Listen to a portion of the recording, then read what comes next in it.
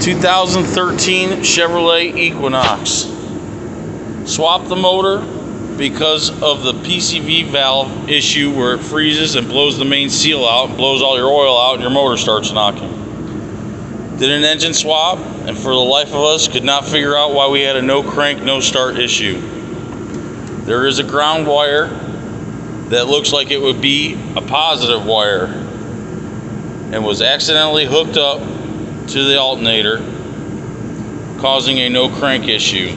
You will not find anything online about this except this. Always check your grounds. This wire right